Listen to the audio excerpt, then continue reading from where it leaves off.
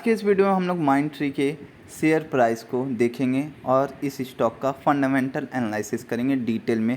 साथ ही साथ ग्राफ के बारे में भी मैं आपको जानकारी दूंगा, ऑल टाइम जो ग्राफ है इस स्टॉक का। तो करंट प्राइस की बात की जाए तो इस स्टॉक का करंट प्राइस है 3181। अगर आप 1 ईयर की इस स्टॉक के रिटर्न को देखो तो 1 ईयर में ये स्टॉक लगभग 26.99% नीचे गिर चुका है। और अगर आप पूरे सेक्टर को भी देखोगे, इस स्टॉक के सेक्टर को, तो वो भी एक साल में डिक्रीज़ ही डाउन किया है।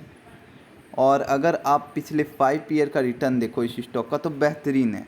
अगर आप 5 ईयर में 584 का रिटर्न जनरेट कर रहे हो तो ये काफ़ी अच्छा माना जाएगा। अब बात कर लेते हैं कि ये स्टॉक का मैक्सिमम रिटर्न क्या है। तो ऑल टाइम रिटर्न को आप देखो तो ये स्टॉक ने ऑल टाइम रिटर्न 1848 का प्रोवाइड किया, जो कि आप अच्छा खासा मान सकते हो।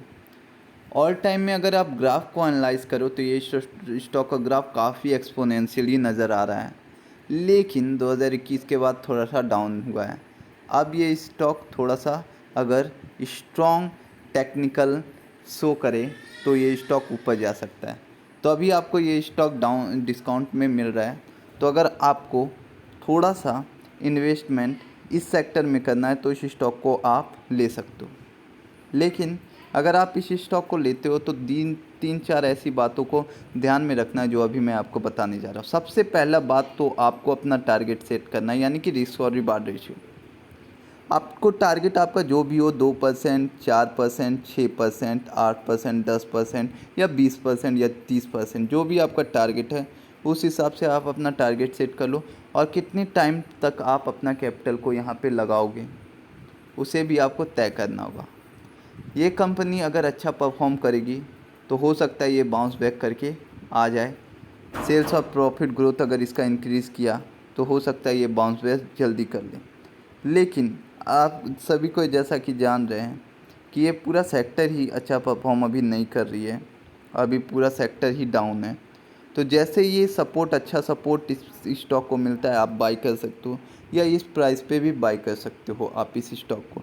लेकिन आपको ध्यान में रखना है कि स्टॉप लॉस ज़रूर लगाना है इस शेयर को बाई करते टाइम। विदाउट स्टॉप लॉस आप इस टाइप के शेयर को मत बाई करो। उसका मेन रीज़न मैं अभी आपको बता देता हूँ।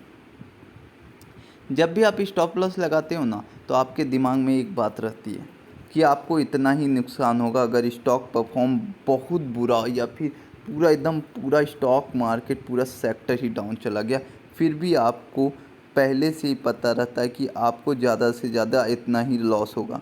आप पहले ही अपना रिस्क को तय कर लेते हो। बहुत सारे इन्वेस्टर्स ऐसे होते हैं जो शॉर्ट टर्म के लिए इन्वेस्ट करते हैं, लेकिन स्टॉक ऐसे करके नीचे गिर जाता है तो वो लॉन्ग टर्म इन्वेस्टर बन जाते हैं, क्योंकि उनके पास कोई चॉइस नहीं होता है।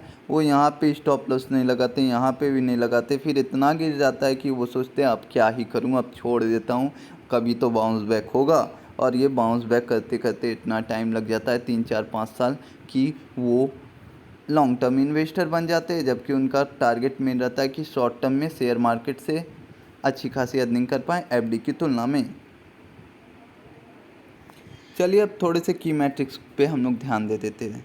तो पी रेशियो है 31.25 का, सेक्टर का पी 24.66 है, ठीक ही ठाक पी रेशियो है। पीवी रेशियो भी आपका देख सकते हैं इतना है। डिविडेंड भी ये स्टॉक प्रोवाइड करती है थोड़ी सी, जो कि ठीक ही ठाक माना जाएगा, सेक्टर से थोड़ा कम है इसका डिविडेंड। अगर फोरकास्टिंग एंड रेटिंग की बात की जाए तो ये स्टॉक का अगर आप फोरकास्ट और रेटिंग देखो तो इस स्टॉक को लगभग 47% ऐसे इन्वेस्टर्स हैं जो बोलते हैं यहाँ पे आप अपना दाव लगा दो, यानी कि इस शेयर को ख़रीद लो शॉर्ट टर्म लॉन्ग टर्म में। यहाँ पे लिखा तो नहीं है कि स्टॉप लॉस लगाना है या नहीं लगाना, लेकिन मैं आपको बता दूँ स्टॉप लॉस लगाना पहला ही रूल होता है। विदाउट स्टॉप लॉस आपका रिस्क काफ़ी बढ़ जाता है, इसलिए आप स्टॉप लॉस ज़रूर लगाओ। आपका टारगेट जितना भी परसेंट हो, 20% हो, 10% हो, 5% ही क्यों ना हो, स्टॉप लॉस के बिना काम मत करो, ताकि आपका कभी भी कैपिटल फंसे नहीं और आपको जो भी नुकसान हो वो बिल्कुल मिनिमम रहे और वो नुकसान आप आराम से झेल पाओ।